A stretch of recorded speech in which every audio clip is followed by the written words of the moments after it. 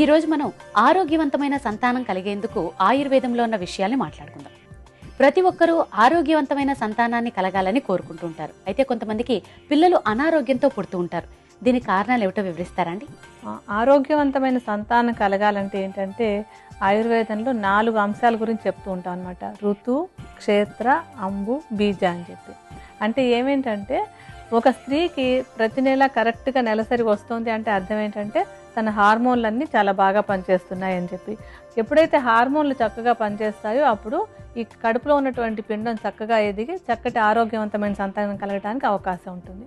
అది ఒకటి. తర్వాత క్షేత్రం అంటే ఏంటంటే గర్భాశయం. గర్భాశయంలో ఎటువంటి అనారోగ్యాలు లేకుండా ఉండాలి. అంటే ఏంటంటే గర్భాశయం లోపల పొరల్లో సమస్యలు కానీ లేకపోతే ఏవైనా కొన్ని ఇన్ఫెక్షన్లు కానీ అంటే టీబీ అవి కూడా ఉంటూ ఉంటాయి గర్భాశయంలో. అటువంటి సమస్యలు కానీ లేకపోతే గర్భాశయం లోపల ఒక్కొక్కసారి 2-3 గోడలు ఉంటూ ఉంటాయి. అవి అడ్డపడుతూ ఉంటాయి అన్నమాట సంతానం చక్కగా పెరగకుండా ఉండటానికి. అటువంటి సమస్యలు లేకుండాను, ఆ తర్వాత ఓవరీల్లో కూడా సిస్ట్లు అవి అలాంటి సమస్యలు లేకుండా ఉండటం, ఇలా ఎటువంటి సమస్యలు లేకుండా గర్భాశయం చక్కగా ఆరోగ్యంగా ఉందంటే ఇంకొక పాయింట్ అనమాట. అది గర్భాశయం ఆరోగ్యంగా ఉన్నప్పుడు పిల్లలు ఆరోగ్యంగా పుట్టేందుకు అవకాశం ఉంటుంది. తర్వాత ఏంటంటే అంబు అని ఇంకొక పదం చెప్పాను. అంబు అంటే ఏంటంటే ఈ శరీరానికి అందవలసినటువంటి పోషణ. అది భార్యాభర్తలు ఇద్దరికీ కూడా ఊరికే కేవలం అంటే ఆడపిల్ల కడుపులోంచి పాపాయి వస్తుంది కనుక అమ్మాయి ఆరోగ్యంగా ఉంటే సరిపోదు, భర్త ఆరోగ్యం కూడా బాగుండాలి. భర్త భార్య ఇద్దరికీ కూడా చక్కటి పోషక విలువలు ఉన్నటువంటి ఆహారం తీసుకోవడం వల్ల వాళ్ళల్లో ఉండేటువంటి కణాలు ఆరోగ్యంగా పెరుగుతాయి కనుక ఈ అంశం కూడా దృష్టిలో ఉంచుకోవాలన్నమాట. అంటే పోషక విలువలు సక్రమంగా లేకపోతే కూడా ఆ పుట్టబోయే బిడ్డకి సరైన పోషకాహారం లేక అనారోగ్యంతో పుట్టేందుకు అవకాశం ఉంటుంది. ఆ తర్వాత ఆఖరిది ముఖ్యమైనటువంటిది ఏంటంటే బీజం. బీజం అంటే ఏంటి? విత్తనం అంటాం కదా. అలా విత్తనం అంటే ఏంటంటే స్త్రీలో అయితే కనుక అండం, తర్వాత పురుషుల్లో అయితే కనుక వీర్యకణం. ఈ 2 కణాలు అంటే ఇద్దరి కణాలు కూడా పూర్తిగా ఆరోగ్యంగా ఉంటే ఆ పుట్టబోయే బిడ్డ ఆరోగ్యంగా ఉంటారు.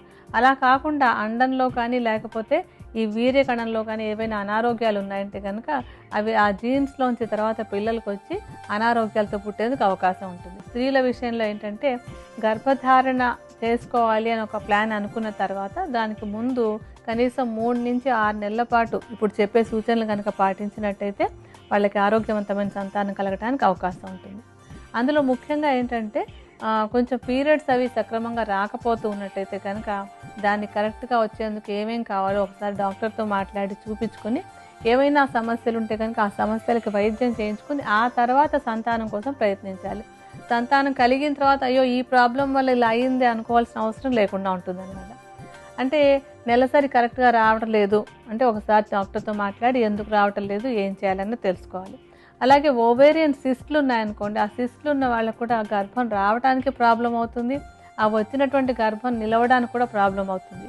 ఆ తర్వాత కొన్ని సమస్యలు వచ్చేందుకు కూడా అవకాశం ఉంటుంది. కనుక ఏంటంటే ఆ సిస్టులు అనే సమస్య ఉన్నట్టయితే దాన్ని తగ్గించుకోవడానికి ముందు వైద్యం చేయించుకోవాలి. అలాగే ఈ అండం అంటే తయారైనటువంటి అండం ఆరోగ్యవంతంగా తయారైనట్టయితే చక్కటి సంతానం కలగడానికి అవకాశం ఉంటుంది. కనుక అండం ఆరోగ్యంగా ఉండడానికి హార్మోన్లు కూడా బాగా పనిచేయాలి. ఈ 2 అంశాలకి ఏంటంటే కొన్ని ఆహారాలు కొంత విహారం కూడా తోడ్పడుతుంటుంది. ఆహారం విషయంలోకి వచ్చినట్టయితే ఏంటంటే కొంచెం నువ్వులు, ఇంగువ, దాల్చిన చెక్క, లవంగాలు, యాలక్కాయలు ఇలాంటివన్నీ కూడా ఏంటంటే గర్భాశయాన్ని శోధన చేసేటువంటి ఆహార పదార్థాలు. అంటే గర్భధారణకి ముందు గర్భాశయం ఆరోగ్యంగా తయారవడానికి తోడ్పడతాయి కనుక ఆహారంలో ఇటువంటి పదార్థాలు కాస్త ఎక్కువగా తీసుకుంటూ ఉండాలి. ఆ తర్వాత ఏంటంటే మానసిక ప్రశాంతత కూడా చాలా అవసరం. మనసు ప్రశాంతంగా ఉంటే హార్మోన్లు బాగా పనిచేస్తాయి. హార్మోన్లన్నీ బాగా పనిచేసినప్పుడు చక్కటి ఓవం అంటే అండకణం బాగా ఆరోగ్యంగా తయారవుతుంది.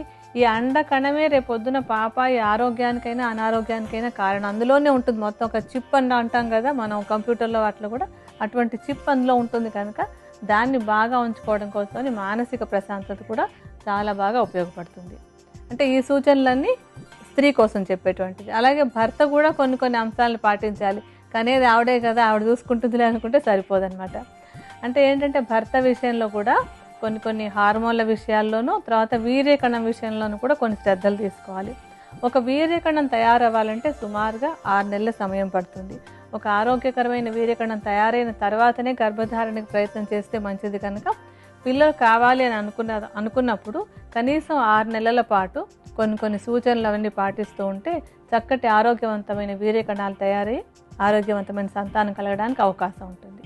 అంటే భర్తల విషయంలో ఏంటంటే మనకి కొంచెం ధూమపానాలు మద్యపానాలు ఉంటూ ఉంటాయి కదా.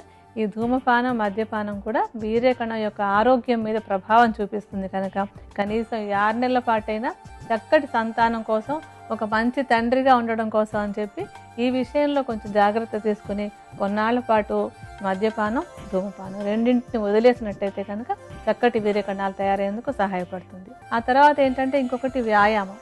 ఈ వ్యాయామం కూడా నిత్యం వ్యాయామం చేస్తూ ఉంటే చక్కగా హార్మోన్లు బాగా పనిచేసి చక్కటి వీర్యకణాలు తయారవడానికి సహాయపడుతుంది కనుక ప్రతిరోజు 1 గంట సేపు వ్యాయామం చేస్తూ ఉండడం ఆడవారికి మగవారికి ఇద్దరికీ కూడా అవసరం. ఆహార పరంగా చూసినట్టయితే కనుక పురుషులకి మనకి మినుములు అంటాం కదా, మినుములతో చేసినటువంటి మినపసున్ని, తర్వాత బాదం పప్పు, ఈ 2 కూడా చాలా బాగా ఉపయోగపడతాయి. ఆడవారు మగవారు ఇద్దరు కూడా చక్కటి స్వచ్ఛమైన నెయ్యి, నూనె రెండింటిని ఆహారంలో వేసుకోవాలంటే మరిగించి కాచి తయారు చేసినటువంటివి కాకుండా ఒరిజినల్గా, అంటే ఎటువంటి మార్పులకి చేయకుండా, అంటే కాచకుండా ఉన్నటువంటి నెయ్యి, కాచకుండా ఉన్నటువంటి నూనెని ఆహారంలో ఎక్కువగా తీసుకున్నట్టయితే కూడా ఈ వీర్యకణాల ఉత్పత్తి విషయంలో చాలా చక్కటి ఫలితాలు కనపడతాయి.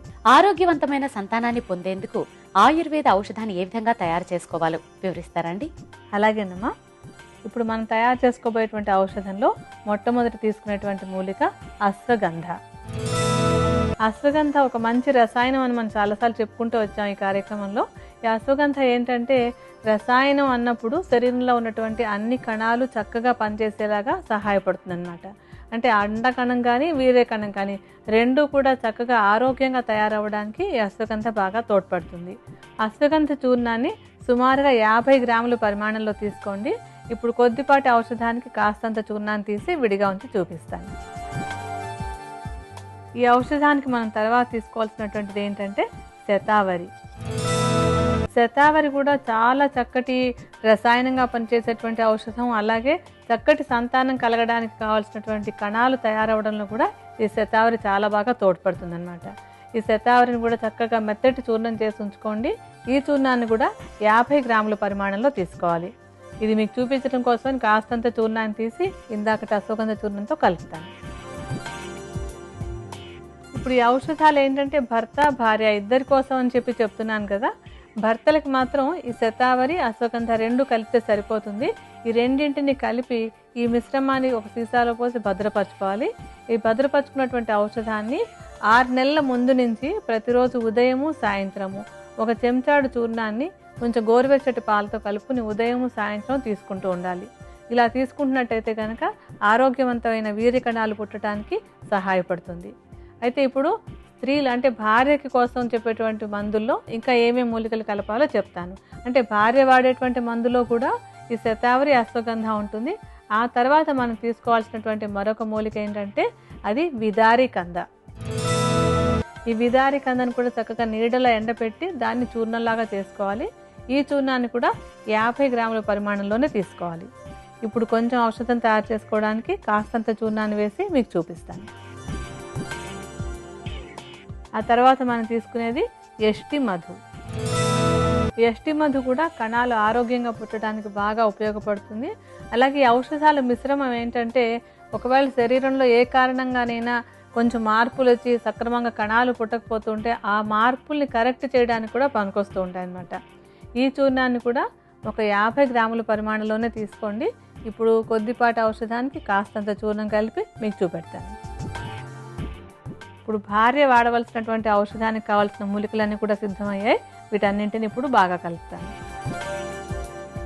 ఈ 4 మూలికల మిశ్రమాన్ని విడిగా ఒక సీసాలో పోసి ఉంచుకొని 6 నెలల ముందు నుంచి, అంటే సంతానం కావాలి అని కోరుకోవడానికి 6 నెలల ముందు నుంచి ప్రతిరోజు ఉదయం సాయంత్రము 1 అరకప్పు గోరువెచ్చటి పాలలో 1 చెంచాడు చూర్ణాన్ని వేసుకుని దాంతో పాటుగా కొంచెం పటిక బెల్లం చూర్ణం కూడా కలుపుకొని తీసుకుంటున్నట్టయితే కనుక ఆరోగ్యవంతమైన అండం ఉత్పత్తి అయ్యి తద్వారా ఆరోగ్యవంతమైన సంతానం కలగడానికి తోడ్పడుతుంది.